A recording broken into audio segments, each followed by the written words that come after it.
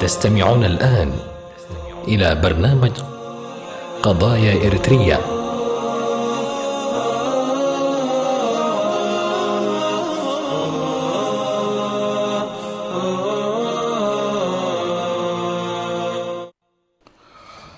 بسم الله الرحمن الرحيم. الحمد لله رب العالمين، والصلاة والسلام على نبينا محمد وعلى آله وصحبه أجمعين. مستمعي الأكارم، سلام الله عليكم وبركاته ورحمته وبركاته. أهلا وسهلا ومرحبا بكم في حلقة جديدة من برنامجكم قضايا إريتريا. اليوم قضيتنا ليست قضية إريترية أو تهم الإريتريين فحسب، بل هي قضية عامة تهم جميع المسلمين في أنحاء العالم. إنها قضية دين، وقضية عقيدة، وقضية إسلام، وقضية نكون أو لا نكون. إن نصرة رسول الله صلى الله عليه وسلم هي من المعتقدات الأساسية التي دعا إليها ديننا الحنيف. إن الإنسان إذا أراد أن يدخل في الإسلام لا بد له أن يشهد شهادة الحق، وشهادة الحق هي شهادة أن لا إله إلا الله، ومعها تأتي فورا شهادة رسول الله صلى الله عليه وآله وسلم. جميعكم أيها الإخوة المشاهدون والمشاهدات تابعتم الأحداث في العالم حول أذية رسول الله صلى الله عليه وسلم بالرسوم القبيحة، وكان لابد علينا أن نطرح هذه القضية لنناقشها عن كثب مع مشايخنا الأفاضل، ومعكم أيضا مستمعي ومشاهدي الأكارم.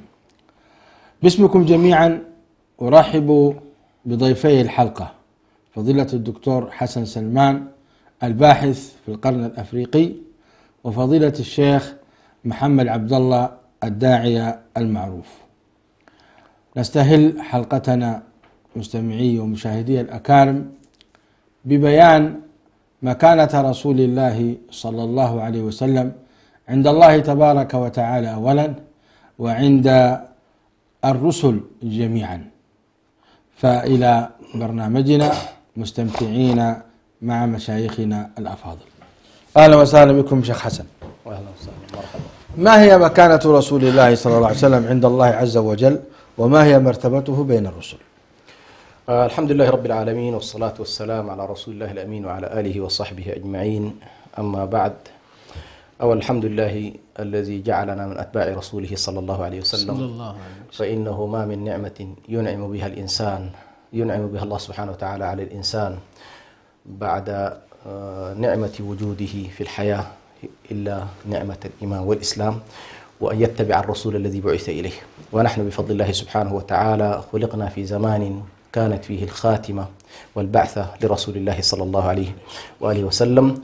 فعلى الإنسان أن يحمد الله سبحانه وتعالى، وقد لا يكون أحيانا لك ربما أي جهد في ذلك، ومنا ومنحة من الله سبحانه وتعالى أن تولد بين أبوين مسلمين، وأن تولد في مجتمع مسلم، وأن يمنحك الله سبحانه وتعالى هذه النعمة العظيمة، وهي علينا أن نحدث بها وأن نتكلم بها وأن نشكر الله سبحانه وتعالى عليه. هذه نقطة مهمة. الأمر الثاني بالنسبة لمسألة الرسل بشكل عام، هم كما يقول العلماء وسطاء بين الخلق والله في تبليغ الرسالة، ليس في شيء آخر. يعني ليس بين الله سبحانه وتعالى واسطة في العبادة، واسطة في اللجوء، ليس. لكن فيما يتعلق بتبليغ رسالة الله سبحانه وتعالى فإن الرسل عامة هم وسطاء الله سبحانه وتعالى، يبلغون رسالات الله ويأمرون الناس، وهم عبارة عن الهدى والنور والقدوة والأسوة للبشرية، وهم أعظم من يمتثل كلمة الله سبحانه وتعالى كرسل. وبالتالي من هذه الزاوية فإن الرسل جميعا هم عبارة عن من عصمهم الله سبحانه وتعالى في تلقي الرسالة، وجعلهم مستعصمين بالله سبحانه وتعالى في تمثل الرسالة. جميل. النبوة مكانتهم أنا أسأل عن مكانتهم من حيث قربهم من الله عز وجل، من حيث حرمتهم وحرمة أعراضهم، من حيث درجتهم فعلا عند الله سبحانه وتعالى؟ هي نفس القضية، يعني هي تنبع المكانة والدرجة من طبيعة ما كلفوا به وطبيعة امتثالهم لما كلفوا به. تمام. فهم أولا اختارهم الله سبحانه وتعالى لمكانتهم عنده بأن يكونوا مبلغين لرسالاته. تمام. فالله سبحانه وتعالى عندما يصطفي خلقه أو يصطفي من خلقه، فالله يخلق ما يشاء ويختار. وأعظم ما اختار من البشر لتبليغ رسالته هم الرسل. فهذه مكانة عظيمة جدا، لأن الله سبحانه وتعالى لا يختار إلا أفضل خلقه. هذه الأمر الثاني أيضا نلاحظ أنهم في إطار العمل بما أمروا به فيحتلون أيضا المكان الأكبر في امتثال كلام الله عز وجل. فبالتالي ينالون المكانة والرفعة والدرجة من اختيار الله واصطفائه لهم في أنهم حملة الرسالة. والأمر الثاني أكثر الناس خشية وعلما وورعا وعملا بما كلفوا به. بالتالي هذه مكانة عظيمة جعلت بالتالي هذه المكانة العظيمة التي هي للرسل جعلت الله سبحانه وتعالى يأمرنا بالإيمان بهم وتصديقهم وطاعتهم ومحبتهم وتوقيرهم ونصرتهم وتأييدهم إلى غير ذلك مما جاء في كتاب الله سبحانه وتعالى مما يتعلق بحقوق الأنبياء وحقوق الرسل. وإذا جئنا إلى النبي صلى الله عليه وسلم فهو يشترك مع بقية الأنبياء في كل الحقوق، ولكنه يمتاز عنهم عليه الصلاة والسلام بأنه سيد ولد آدم، وبالنسبة له عليه الصلاة والسلام أيضا يحتل مرتبة متقدمة فيما يتعلق بخليل الرحمن وحبيب الرحمن جل جلاله. وبالتالي وضع الله سبحانه وتعالى له مقاما خاصا يوم القيامة، حيث جعله الله سبحانه وتعالى صاحب المقام المحمود الذي نسأل الله في كل صلواتنا بعد كل أذان ندعو الله عز وجل أن يبلغه، أو يعني نسأل الله له هذه المكانة العظيمة التي تفرد بها. ثم في إطار الأنبياء أيضا هنالك 5 اختصهم الله سبحانه وتعالى بأن جعلهم من أولي العزم، رسول الله صلى الله عليه وسلم على رأس هذه القائمة العظيمة. يا سلام يا سلام، توجيه عظيم وإفادة عظيمة. شيخ محمد عبد الله، نرحب بكم ونريد أن تبين لنا مكانة رسول الله صلى الله عليه وسلم بالنصوص التي وردت عند المؤمنين. ما هي مكانته؟ ما الذي يجب على المؤمنين تجاه رسول الله صلى الله عليه وسلم؟ بسم الله الرحمن الرحيم. الحمد لله رب العالمين، وصلوات الله وتسليماته وتبريكاته على خاتم الأنبياء وسيد المرسلين نبينا محمد وعلى آله وصحبه أجمعين. أولا أرحب بالسادة المستمعين والسيدات المستمعات في كل أنحاء المعمورة، وأقول لهم السلام عليكم ورحمة الله وبركاته. مكانة رسول الله صلى الله عليه وسلم لا يجهلها المؤمن أيا كانت صفته. مكانة رسول الله صلى الله عليه وسلم مكانة علية، مكانة رفيعة، فضله الله سبحانه وتعالى على سائر الخلق، بل أن الله جل وعلا فضله على سائر الأنبياء والمرسلين بأن جعله خاتم الأنبياء وخاتم المرسلين. سيدنا محمد عليه الصلاة والسلام هو الرسول الذي ختم به جميع الرسالات. رسول الله صلى الله عليه وسلم هو صاحب الحوض المورود. رسول الله صلى الله عليه وسلم هو صاحب الشفاعة العظمى. رسول الله صلى الله عليه وسلم هو أول من يفتح له باب الجنة. رسول الله صلى الله عليه وسلم تمنى سيدنا موسى عليه الصلاة والسلام أن يكون من أمته، ونحن بالتالي نعتز أننا من أمة سيد الأنبياء والمرسلين. ومما زادني شرفا وتيها وصرت بأخمصي أطأ الثريا دخولي تحت قولك يا عبادي وأن صيرت أحمد لي نبيا، صلوات الله وتسليماته وتبريكاته عليه. فرسول الله صلى الله عليه وسلم لا يجهل أحد من المؤمنين مكانته عليه الصلاة والسلام. والله جل وعلا أشاد به في القرآن الكريم، وأشاد به في الكتب التي مضت في التوراة وفي الإنجيل. والنصوص الواردة في التوراة والإنجيل وإن كان أصحابها طمسوها وأزالوها إلا أنها باقية موجودة في كتب السنة، وردت في الصحاح وفي غيرها، مما يدل على أن رسول الله صلى الله عليه وسلم مكانته مكانة رفيعة صلوات الله وتسليماته عليه. أحسنتم، بارك الله فيكم. دكتور حسن، ما حكم من سب رسول الله صلى الله عليه وسلم من المسلمين؟ ما حكمه في الشريعة؟ من سب النبي صلى الله عليه وسلم وهو يزعم أنه مسلم فقد نقض شهادته وصار مرتدا بإجماع المسلمين. يعني ليس هنالك خلاف بين المسلمين، بين علماء الأمة وبين مذاهبها المعتبرة، بأن من سب النبي صلى الله عليه وسلم أو شتمه قولا أو فعلا فإنه يكون بذلك مرتدا كافرا بالإجماع. كافرا بالإجماع، هذه لا خلاف أصلا. لا خلاف. يعني ليست محل الخلاف حول أنه يكفر أو لا يكفر. يعني من سبب النبي صلى الله عليه وسلم وأساء إليه وشتمه وهو يزعم أنه مسلم فهذا بلا شك كافر برسول الله صلى الله عليه وسلم ومرتد. نعم. يعني يبقى بعد ذلك في الأحكام الأخرى. نعم، ما هي الأحكام الأخرى التي تترتب عليه؟ بالنسبة للمسلم باتفاق العلماء أيضا أن من شهد أن لا إله إلا الله وأن محمد رسول الله ثم سب النبي صلى الله عليه وسلم وشتمه وطعن فيه وأساء إليه فإنه كونه يكفر، هذه محل إجماع. أيضا محل إجماع أنه يعني يقتل إجماعا، أنه يقتل إجماعا. يكاد لا يختلف في ذلك إلا عالم أو عالمين فيما أعرف حول قضية أنه يقتل، أنه يستتاب قبل القتل أم لا. لأن كون الحكم مجمع عليه بأن من سب النبي صلى الله عليه وسلم وقدم للقضاء فإن حكمه يكون القتل. اختلفوا بعد ذلك في أنه يستتاب أو لا يستتاب، هل تقبل توبته أو لا تقبل توبته. لكن يكفي حقيقة لعظمة هذا الجرم أن يتفق علماء الأمة جميعا أن من سب النبي صلى الله عليه وسلم فإنه يقتل. يعني يكفي هذا أن تجعل المسلم الذي يشهد أن لا إله إلا الله وأن محمد رسول الله أنك يؤدي بك ذلك إلى حكم بهذا الشكل، وهو أن تفقد روحك ويكون دمك هدرا.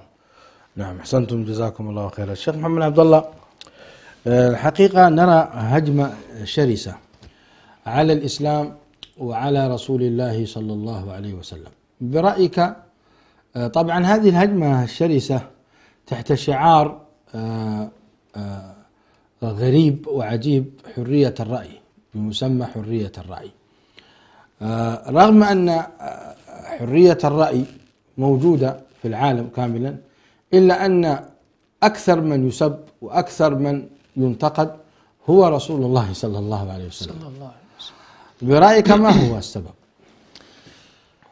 مما لا شك فيه أن قانون أو ما يسمى بحرية الرأي يبدو لي أنه جعل ذلك لأجل أن يكون تمريرا للهجوم على الإسلام والمسلمين وعلى نبي الإسلام صلى الله عليه وسلم. لماذا؟ نرى أن هناك أمور أخرى لو أن أي أحد كائنا من كان تطرق إليها حتى من باب الشرح، أنهم يقولون هنا قف، هذه جريمة، هذا تعدي على السامية، هذا تعدي على اليهود، هذا تعدي على كذا، يقولون ذلك. طيب أين أنتم من حرية الرأي؟ أليست هذه حرية الرأي؟ أنتم الآن تتكلمون على يعني على رسول هو في مصاف الأنبياء والمرسلين جميعا، ينبغي أن يحفظ له حقه. فكيف الآن أصبح هنا حرية رأي وهنا جريمة؟ فلذلك أنا أقول مثل هذه القوانين إنما هي جعلت لأجل تمرير بعض الأشياء التي يريدون أن يمروها، وإلا لو استوينا في هذا الأمر ينبغي إذا كنا لن نتكلم عن الهولوكوست ينبغي لنا أيضا ألا نتكلم على أي نبي من أنبياء الله، أو على أي رسول من رسل الله، أو على أي ديانة من الديانات، سواء كانت اليهودية أو النصرانية أو الإسلام، لا ينبغي أن يتعدى عليها. وإذا سمحتم بأن الواحد يتكلم على الإسلام وعلى نبي الإسلام، كذلك لا تتكلموا حينما يتحدثون حول هذه الأمور. هذا من باب إذا استوينا، ولكن هي قضية يعني حتمية، هي جعلت لأجل الطعن في الإسلام والمسلمين وعلى نبي الإسلام من هذا الباب. طيب هل نجحوا في ذلك؟ يعني الآن هم طعنوا في النبي عليه الصلاة والسلام وأصدروا له الرسومات السيئة، هل نجحوا؟ هل مثلا ارتد أحد عن الإسلام؟ هل مثلا أحد أخذ فكرة سيئة عن الرسول الكريم عليه الصلاة والسلام؟ أنا أتعجب من هؤلاء. ما هي النتائج؟ النتائج الله جل وعلا ذكرها لنا ولله الحمد، يعني انتهينا. يقول الله تبارك وتعالى: يريدون ليطفئوا نور الله بأفواههم والله متم نوره ولو كره الكافرون هو الذي أرسل رسوله بالهدى ودين الحق ليظهره على الدين كله ولو كره المشركون. أعلم أن أي حملة قامت ضد الإسلام كانت نتائجها لصالح الإسلام بنسبة عالية جدا. يا سلام. لا يمكن أن ترى شخصا كان على الإسلام وسمع بمثل هذه الترهات، يعني إذا صح فيها الكلام هي ترهات. لم نسمع أن أحدا ارتد عن الإسلام، بل العكس، أن كثيرا بل الآن في هذه الأيام نشهد بين الفينة والأخرى أن فلانا دخل الإسلام، بل من نفس الجنسية التي تتحدى رسول الإسلام الآن بفضل الله جل وعلا، فدخل منهم الآن عدد لا يستهان به إلى الإسلام. طيب، مما دل على أن الإسلام في علو دائم، ولا يمكن لمثل هذه التفاهات أن تنقص من قدر الإسلام أو من نبي الإسلام بأي شكل من الأشكال، هذا بفضل الله عز وجل. وهل هذا برأيك يا شيخ محمد يؤكد مدى الحقد والكراهية التي في نفوس هؤلاء ضد الإسلام وضد رسول الله صلى الله عليه وسلم، وتحقيقا لقوله تعالى: ودوا لو تكفرون كما كفروا فتكونون سواء. ود من أهل الكتاب كثير من أهل الكتاب لو يردونكم عن دينكم إن استطاعوا، حتى قال حسدا من عند أنفسهم. كيف تقرؤون ذلك؟ نعم، هذا طبعا يا شيخ برهان، يعني الله جل وعلا يعني جل هذه الأمور في القرآن الكريم. تخيل أن هؤلاء لن يرضوا عنا حتى نتبع ملتهم، وأظن حتى لو اتبعنا ملتهم لن يرضوا عنا. لذلك الله جل وعلا يقول: ولن ترضى عنك اليهود ولا النصارى حتى تتبع ملتهم. فالموضوع يعني الله جل وعلا جل لنا ذلك بوضوح. فبالتالي مهما فعلوا ومهما يعني اخترعوا من اختراعات لأجل أن يهجموا على الإسلام، هو ترى هذه الأفعال هي أفعال اليائسين الذين ما استطاعوا أن يواجهون في أرض المعركة، فأصبحوا من هنا ومن هنا حتى ينالون من هذا الدين بأي طريقة. ولكن بفضل الله جل وعلا إلى الآن الإسلام يعلو ولا يعلى عليه أبدا. دكتور حسن، ما حكم نصرة رسول الله صلى الله عليه وسلم؟ هل نحن الآن حينما يساء للنبي عليه الصلاة والسلام بهذه الرسومات نسكت ونقول هي مجرد رسومات لن تضر رسول الله صلى الله عليه وسلم شيئا فنقف، أو علينا أن ننصره عليه الصلاة والسلام؟ طيب، ما حكم ذلك؟ واحد. الثاني، ما هي الوسائل المتاحة لنصرة رسول الله صلى الله عليه وسلم؟ اثنين. ثلاثة، لو كان هذا في عهد عمر، لو كان هذه الرسومات في عهد عمر بن الخطاب، كيف كان سينصر رسول الله صلى الله عليه وسلم؟ الميكروفون لديكم. بارك الله فيك. بس قبل أن نتجاوز تلك الجزئية، مهم جدا أولا أن نشير إلى كلام الذي ذكره الشيخ جزاه الله خير في أنه ما من حادثة تحدث يقصد بها الحرب على الإسلام عمليا إلا وكانت النتائج بالعكس تماما. ومع ذلك لاحظنا ذلك في أمريكا، لاحظنا ذلك في كل المحطات. يعني مثلا بعد أحداث سبتمبر التي حاولوا أن يشنوا فيها الهجوم على الإسلام ويصفوا العالم والإسلامي كله بالإرهاب، تلاحظ بعدها سبحان الله حجم المساجد وحجم الذين دخلوا في دين الله، لأن الناس بدأت تسأل عن هذا الدين. الآن هذه الأيام هنالك أعداد كبيرة جدا تسأل عن هذا الرسول الذي يهاجم بهذا الشكل وهذا الدين الذي يهاجم هذا.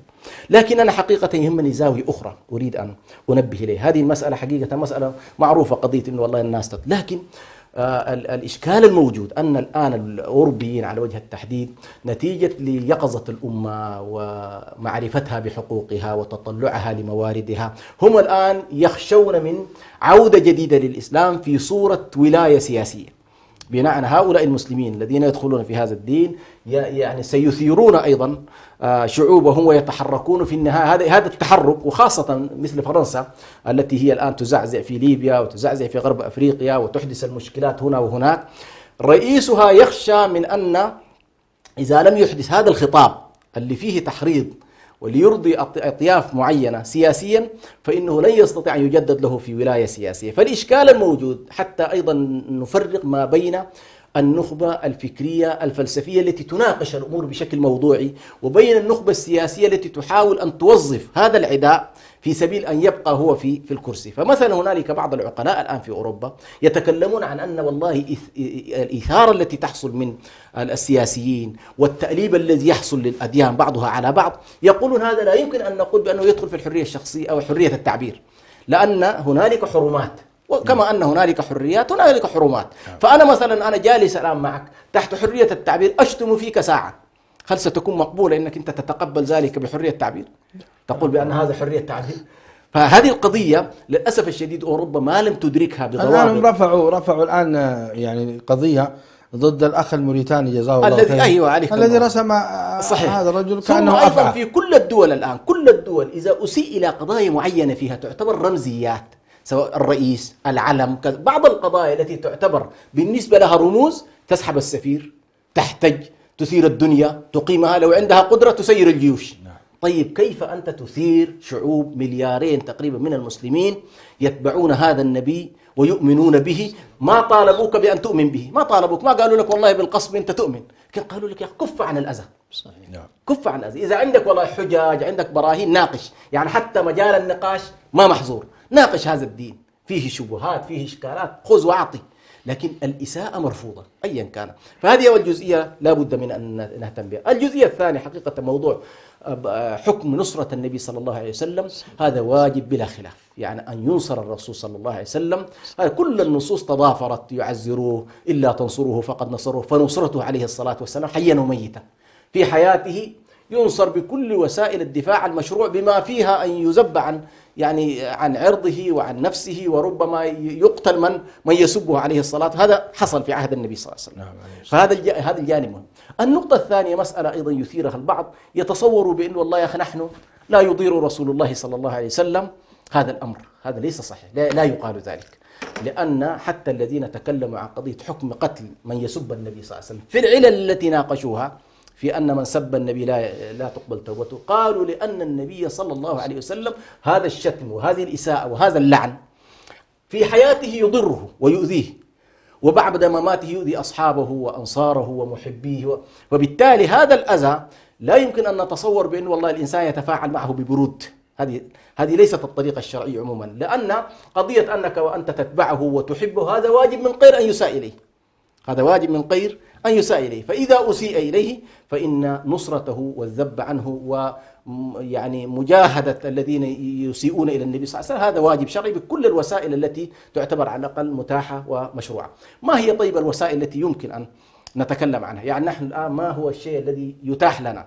أولا متاح لنا حقيقة أن نبين للجاهلين والذين لا يعرفون حقيقة رسول الله صلى الله عليه وسلم، أن نبين لهم دعوة هذا النبي العظيم وصفاته وما جاء به. فإن أعظم ما يهدى إلى رسول الله صلى الله عليه وسلم في هذه الأحداث أن هؤلاء الذين جهلوا حقيقة رسول الله صلى الله عليه وسلم أن يبين لعامة هؤلاء أو الذين يسمعون لهم أو شعوبهم التي تجهل حقيقة رسول الله صلى الله عليه وسلم، لا بد أن تكون هذه وسيلة الدعوة. لكن يا دكتور حسن لا أعتقد أن صدور ذلك عن جهل أبدا، هم يعرفون النبي عليه الصلاة والسلام ويعرفون أنه رسول هذه الأمة وأنه يدعو إلى السلام ويدعو إلى التوحيد ويدعو، دعوته واضحة لديهم.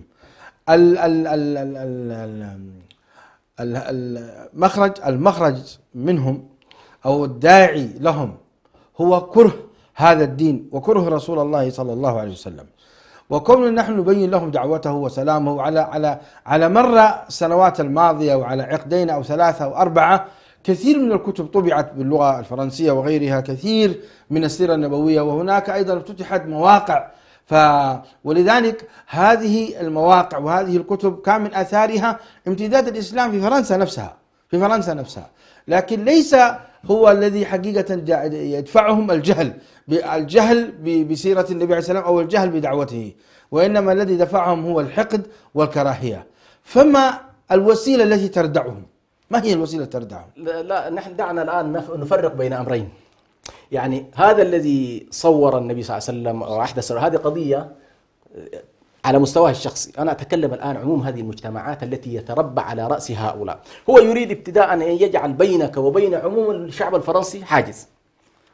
هذه بالنسبة له هدف استراتيجي. يعني ما قصده أن والله الشعب الفرنسي يتعامل معنا كمسلمين بألا يستمع إلينا فأنا أقول هذا الجانب يأخذ حظه. يعني قضية أننا يجب أن لا نتوقف. المسلم الذي كان متساهل عليه أن يحيي شعائر سنة النبي صلى الله عليه وسلم ويحييها ويتبعها حتى يكون على الأقل يعني قدوة حسنة. هذا جانب. يا شيخ حسن، هو لا يجرؤ أن يحاور علماء المسلمين على طاولة الحوار بأن الإسلام لا يصلح أن يكون مثلا دينا لهذا العصر. هو كما قال أن الإسلام يمر بأزمة، خليه يجلس ويحاور بالعلماء حتى يبين له. لو قال أن المسلمين يمرون بأزمة لصدق. نعم، نحن معاشر المسلمين نمر بأزمات ونحن ضعاف، لكن الإسلام دين الإسلام يمر بأزمة، هذا كذب وافتراء. وهذا الرجل لم يطالب علماء المسلمين المناقشة على طاولة الحوار، وإنما مباشرة انتقد الإسلام ولام الإسلام في بعض الأمور، ثم أيضا تطور الأمر إلى هذه الرسومات. أنا أتوقع أن الذي يردعه ليس مجرد توضيح سيرة النبي عليه السلام. هات غير هذا يا شيخ حسن. على كل أنا أحرص أن نأخذ الأمر بكل وسائله، لأنه صراحة يعني حتى لا يفهم أيضا من أن نحن نريد والله أن نوجد عزلة بيننا وبين الشعوب الأخرى. فنحن في إطار واجب الدعوة وتبيين حقيقة هذا الدين يجب أن تزيدنا هذه الأحداث تزيدنا قوة وإصرارا وصمودا، وبل على عموم الأغنياء أن يجعلوا من هذه. يعني اليوم أتمنى أن تكون ذلك مجموعة من القنوات أو مجموعة من المحسنين يتبنوا قناة خاصة باللغة الفرنسية بس مهمتها مثلا نشر الإسلام وتوجيهها إلى مثلا. هذه واحدة من القضايا اللي يعني هذه جانب. الجانب الثاني هؤلاء الزعماء طبعا بطبيعة الحال والساسة لا يردعهم إلا ما يؤثر فيهم بشكل مباشر على سلطتهم. بالضبط. فاليوم مثلا لو كان ماكرون يدرك بأن هنالك من الحكومات الرسمية ومن الأنظمة التي تمثل المسلمين سيكون هنالك موقفا مشرفا بسحب كل سفراء العالم العربي مثلا الإسلامي من فرنسا ومحاصرته اقتصاديا والتعاون على ملاحقته قانونيا، هل كان يمكن أن يفعل هذه الفعل التي فعل؟ هو أدرك تماما بأن الآن في هذه اللحظة التاريخية هنالك انقسام هائل جدا في العالم الإسلامي وخاصة العالم العربي والإسلامي، فيه مشكلة عميقة جدا، وهذه الآن ما أريد أدخل في تفاصيل. فهو أراد أن يحدث في هذا الوقت بالتحديد تصوير بأن هنالك من هو معه ومن هو ضده. فأنا في رأيي على الأقل ما قام به المسلمون خلال الفترة الماضية في قضية الحصار الاقتصادي والمقاطعة الاقتصادية التي حدثت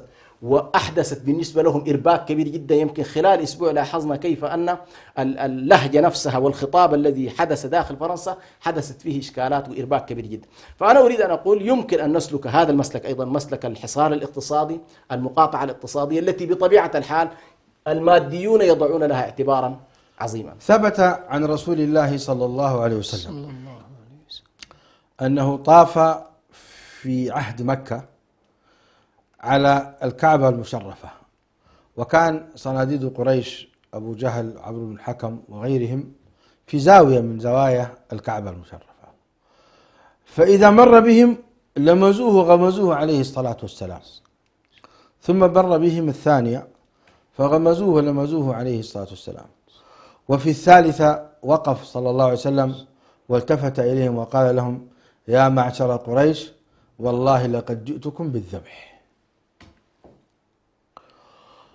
ثم أيضا لما وضعوا سل الجزور على ظهره عليه الصلاة والسلام، ولما جاءت فاطمة بنت رسول الله صلى الله عليه وسلم ورفعت سل الجزور قام ورفع يديه صلى الله عليه وسلم ودعا على أبي جهل وعلى فلان وفلان وفلان، حوالي 7 من الأسماء، كلهم ماتوا وضربت أعناقهم ورموا في قليب بدر. كيف تفسر هذه الأحاديث؟ على كل هي قضية أن ما الذي ينبغي أن يفعله المسلم تجاه مثل هذه الأحداث يجب أن نخضعها لمنهج القوة والتمكين وحالة الاستضعاف والضعف بشكل عام للأمة. فهنالك أحوال يمر فيها المسلمون بنوع من الضعف، نوع من الاستكانة، نوع من عدم القدرة على رد الفعل. يعني أنت تلاحظ مثلا، دعك من أن يسب النبي صلى الله عليه وسلم، كان الخلفاء في بعض المحطات إذا أسيء لامرأة مسلمة في موطن من المواطن كانت تسير الجيوش ليسيرن جيشا أوله عندك وآخره عندي.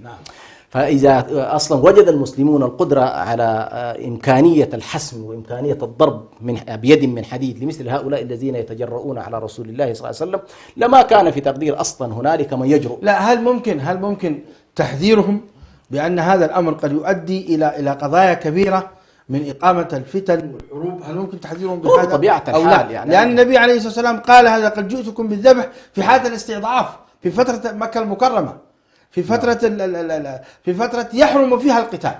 نعم. كان النبي عليه الصلاة والسلام يحرم عليه أن يقاتل، هو على كل، ولكن هددهم صلى الله عليه وسلم بهذا. أنا أقول يا أخواني، يعني مخاطبة الغرب دائما بأن هذا رسول السلام، وأن هذا هو رسول كذا، وأن هذا بلا شك هذا له مكانته، لكن أيضا أن هذه تمسنا نحن كمسلمين. نحن اليوم عددنا 1 مليار أو 2 مليارين إلا ربع تقريبا، ونحن يعني نشمل أكثر من 200 دولة من المسلمين، وليس عندنا يعني أحد أفضل من رسول الله صلى الله عليه وسلم. هو أفضل حقيقة من أنفسنا وآبائنا وأمهاتنا وزوجاتنا وأعراضنا. فإذا يمس النبي عليه السلام بهذه الرسومات وبهذه الأمور، هل من المعقول أن يكون الدفاع عنه فقط مجرد شرح سيرته العطرة والصلاة والسلام عليه؟ هذا واجب علينا طيلة السنوات. أنا أتوقع يعني جزى الله من الرؤساء من أظهر الغضب لرسول الله صلى الله عليه وسلم، جزاهم الله خيرا. ومن لم يظهر، نأمل من جميع رؤساء العالم، رؤساء المسلمين، أن يظهروا الغضب لرسول الله صلى الله عليه وسلم. واليوم هم بأحيائهم، متى سينصرونه إذن؟ سيكون النصر بعد وفاتهم؟ لا يمكن ذلك. أنا أقول هل هذا الخطاب بهذه الصورة مناسب يا شيخ حسن؟ له على كل مقام مقال، إلا إذا نظرنا إلى أن بعض المقالات التي ليست لك أدوات لتنفيذها وتفعيلها قد تنقلب عليك. فهنالك أنا في تقديري بعض القضايا التي من شأن السلطان وشأن الوالي العام، اللي هي قضية أنك تهدد وتنذر وتتوعد، هذه بطبيعة الحال يفترض يعني الليلة إذا وجد فعلا مجموعة من الرؤساء يعني يؤمنون برسول الله صلى الله عليه وسلم ويدافعون عنه وينصرونه بأقصى ما يمكن أن ينصر به عليه الصلاة والسلام، هنا يتطلب فعلا هذا الخطاب. ووضع الندى، هذا خطاب يعني يلزم ولاة الأمور. تمام. يلزمهم أن يعطوا على الأقل كما يقال العين الحمراء. نعم. إن والله يا أخي هذا الاعتداء السافر على رسول الله صلى الله عليه وسلم بل هنالك قضايا في مقدور أيضا الحكومات، اللي هو تمرير قانون الآن عالمي أن الاعتداء على رسول الله صلى الله عليه وسلم والذات الإلهية والرسل والأديان من الجرائم التي يجب أن تدخل السيستم العالمي. نعم. هذه أيضا من الأشياء.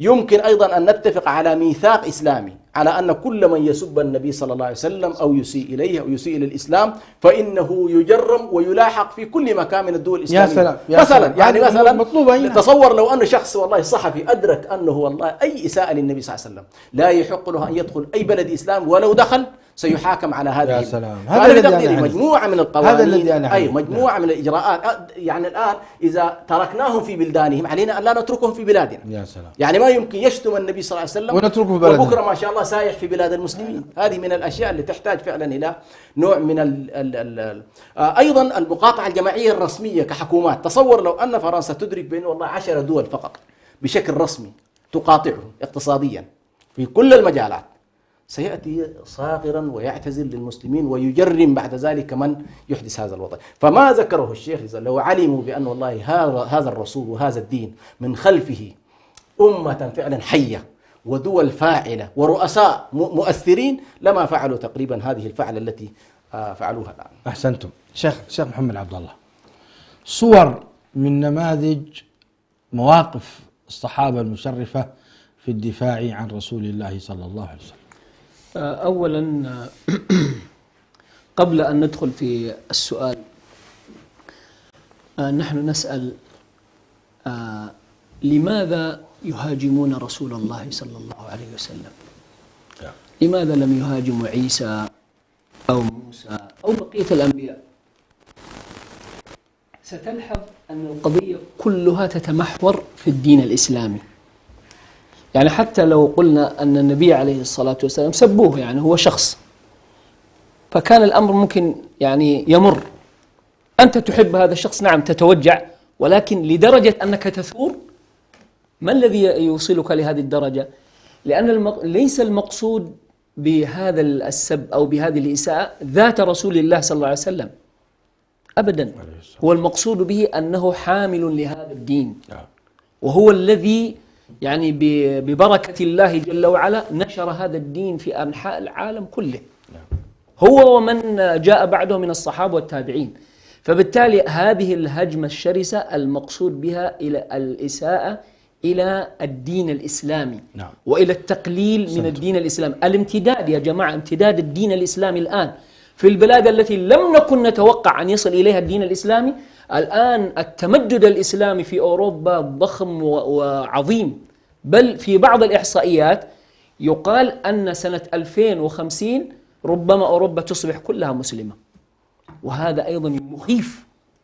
ولا بد أن يتحركوا ببعض التحركات التي أنا أعتبرها تحركات يائسة، تدل على أنهم ليس لهم حيلة إلا أن يقومون بمثل هذه الأمور. سبحان الله. هل سيقتلوننا جميعا؟ لا يستطيعون. نحن 1,700,000,000 لا يستطيعون. صحيح. ولكنهم يتحركون بهذه التحركات لعلهم يعني يحظون ببعض التقليل من الدين الإسلامي، ولكن ولله الحمد الأمر في رفعة. تعجبني عبارة في مثل هذا المقام، أن الإسلام إذا حورب اشتد، نعم، وإذا ترك امتد. سبحان الله. نعم. ألا ترى أن هذا الخشب الذي يسمونه العود إذا وضع في الرف هو جميل وطيب، ولكنه إذا وضع في النار تفوح منه أجمل الرائحة. نعم. ولن تعرف قيمته إلا إذا إيش؟ إلا إذا أحرق. صحيح. والنبي عليه الصلاة والسلام حينما يتكلم عليها هؤلاء الشرذمة إنما تزكو سيرته صلى الله عليه وسلم. نعم، حتى الناس الذين لم يكونوا يعبؤون برسول الله صلى الله عليه وسلم، ولم يكونوا يقرؤون سيرته، ولم يكونوا يذكروه صلى الله عليه وسلم، هنا الآن تجدهم تأخذهم الحمية الإسلامية، تجدهم يقرؤون سيرة النبي عليه الصلاة والسلام، يتعرفون عليه أكثر، بل الذين لا يؤمنون به يبدأون بالتعرف عليه صلى الله عليه وسلم. وهذا نحن دائما نقول في كل محنة منحة. طيب، أنا أريد أن أناقش قضية مهمة. هو ذكر مواقف الصحابة مهم، نعم، لكن أريد أن أذكر قضية مهمة.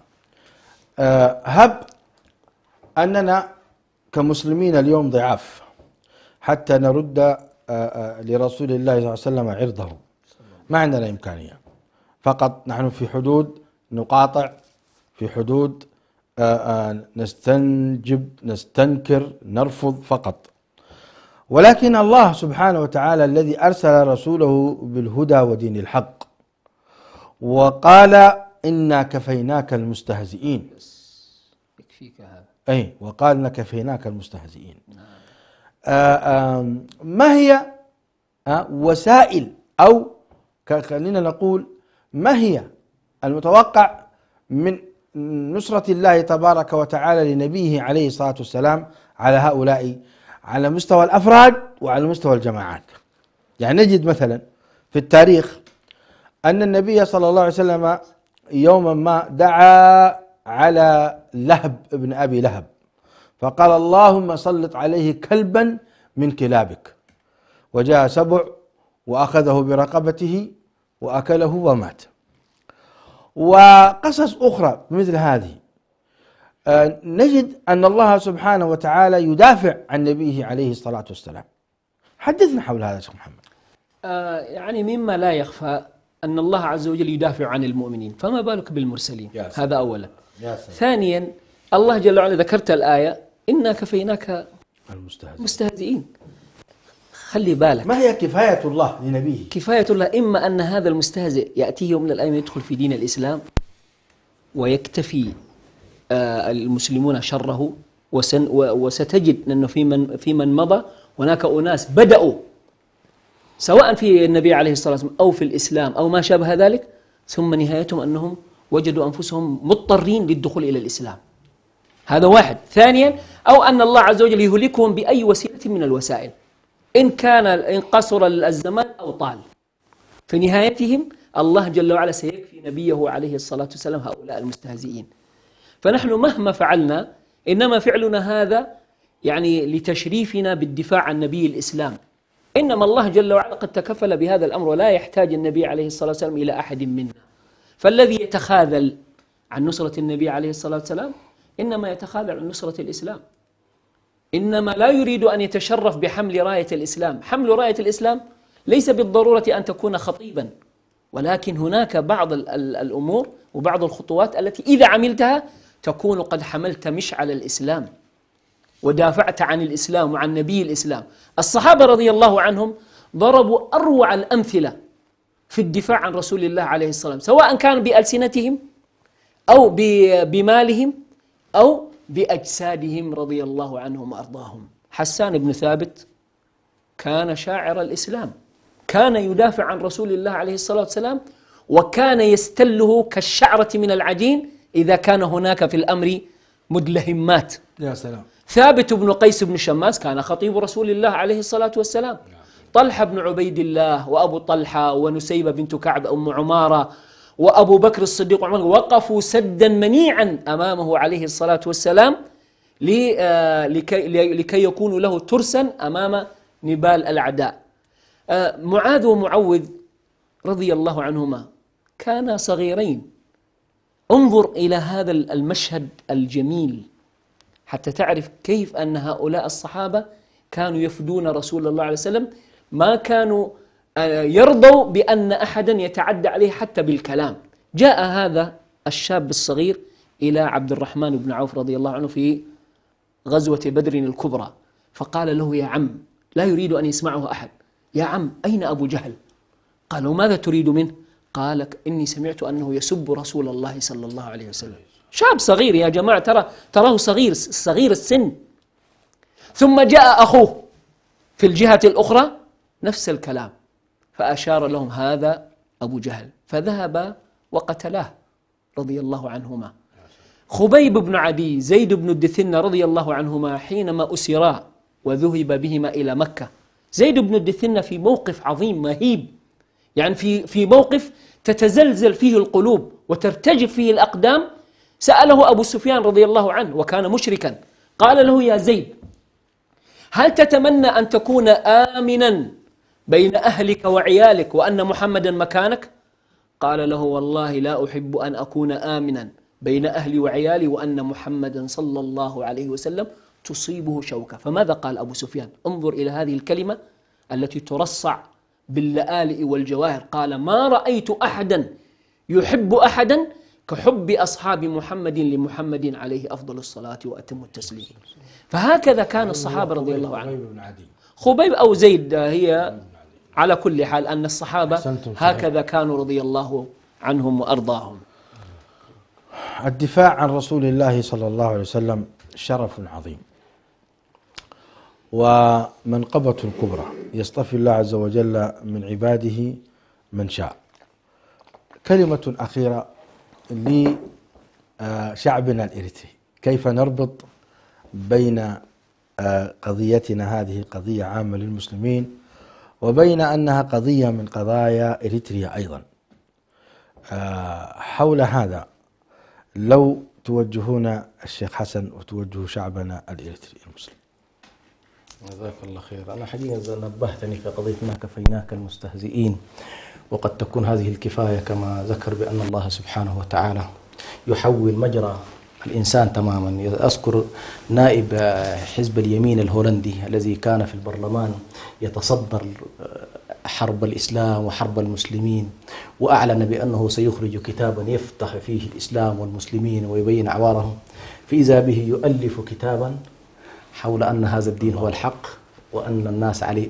فكيف سبحان الله، يعني أن الله سبحانه وتعالى يشرح قلوب العباد. فالشاهد نحن حقيقة لا شك كما قال الله سبحانه وتعالى فإنهم في المحن منح، صحيح، أيوه، تحمل في داخلها الكثير. عسى أن تكرهوا شيئا وهو خير وهو محزن، قد نعلم إنه ليحزنك الذي يقولون، قال فهو يحزن ذلك ويحزننا نحن، لكن الله عز وجل يسلي على نبيه فإنهم لا يكذبونك ولكن الظالمين بآيات الله يجحدون. فكما تفضلت بعضهم جحود، وهو يدرك تماما بأن هذا الدين الذي جاء به محمد صلى الله عليه وسلم هو الحق، ولكن الحسد والبغضاء والكراهية تحمله أحيانا على ألا يتبع رسول الله. بالنسبة حقيقة لوصيتي لمجتمعنا في كل مكان سواء في داخل إريتريا أو خارج إريتريا، وخاصة نحن الآن في شهر ميلاد رسول الله صلى الله عليه وسلم، إن يعني أعظم ما نفعله نحن هو أن نبرز حقوق رسول الله صلى الله عليه وسلم علينا، ولخصها بعض العلماء في تصديقه عليه الصلاة والسلام فيما أخبر، وطاعته فيما أمر، واجتناب ما نهى عنه وزجر، وألا يعبد الله سبحانه وتعالى إلا بما شرع.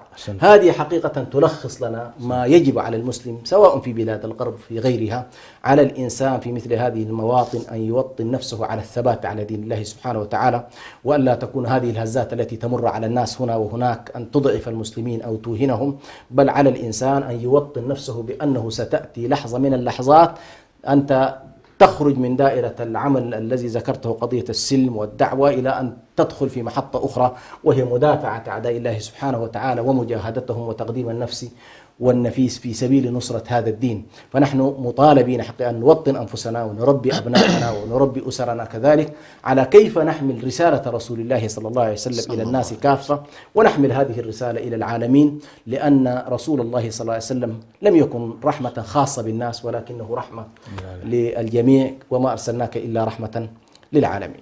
ألف شكر. أعطيني دقيقة. لك دقيقتان. طيب، أنا أقول لشعبنا الإريتري الأبي في كل مكان: إن أردت أن تنصر رسول الله صلى الله عليه وسلم وأن تغيظ هؤلاء المجرمين الذين تطاولوا على نبي الإسلام صلى الله عليه وسلم، فعليك إضافة إلى الأشياء التي ذكرها الدكتور، عليك بشدة التمسك بالسنة النبوية. والله أكثر ما يغيظ هؤلاء أن يتمسك المسلم بسنة رسول الله صلى الله عليه وسلم. هم يريدون أن يفصلوا بينه وبين سنة نبيه عليه الصلاة والسلام، ولكن أنت أيها المسلم الإريتري كما عهدناك سابقا، كن أكثر قربا وازدد من التمسك بسنة رسول الله صلى الله عليه وسلم، ولا تتراجع، ولا تكن مثل هذه الترهات التي تصدر بين الفينة والأخرى، هي سبيل لإبعادك عن سنة نبيك وحبيبك صلى الله عليه وسلم. نحن نريد أن ننكأ هؤلاء المجرمين. نحن لا نريد أن نقتل، ولا نريد أن نسفك الدماء، ولا نريد أن نحرق الكنائس، ولا نريد أن نذبح الناس. نحن نريد أن نمارس الأشياء التي مكننا الله عز وجل منها. أنت لن يثرب عليك أحد أن امتنعت عن شراء هذا الكأس لمنتج لأنه منتج من الجهة الفلانية، هذه حريتك الشخصية، امتنع. وأنا ذكرت من قبل أن دولة من الدول أصبحوا في الصباح وجدوا أن البيض سعره ازداد هللات، فامتنع الشعب بأكمله عن شراء البيض، قالوا لن نموت إذا لم نأكل البيض. فكان من الشركات أن أرجعت الثمن إلى ما كان عليه، فرفض الشعب وازداد إيباء، فاضطروا أن ينقصوا سعر البيض أقل من ذلك حتى عادوا. ونحن كذلك نمتنع عن شراء منتج فرنسي شكراً حتى نكون ننكأ في هؤلاء الأعداء. مشاهدي الكرام، في ختام هذه الحلقة لا يسعنا إلا أن نتقدم بالشكر الجزيل بعد شكر الله سبحانه وتعالى لضيفي الحلقة الدكتور حسن سلمان الباحث في القانون الأفريقي، والشيخ محمد عبد الله الداعية المعروف. والشكر موصول لكم معاشر المشاهدين والمشاهدات، كما أذكركم بقوله تبارك وتعالى: إن الذين يؤذون الله ورسوله لعنهم الله في الدنيا والآخرة وأعد لهم عذابا مهينا. فأبشروا بالخير وعليكم وتمسكوا بهذا الدين، كما أني أوصيكم بالدعاء على هؤلاء الذين يسيئون على رسول الله صلى الله عليه وسلم، فإن الدعاء عليهم واجب، وهذه إحدى وسائل النصرة للنبي عليه الصلاة والسلام: ففي صلاتك وسجودك وخشوعك ادعو على هؤلاء.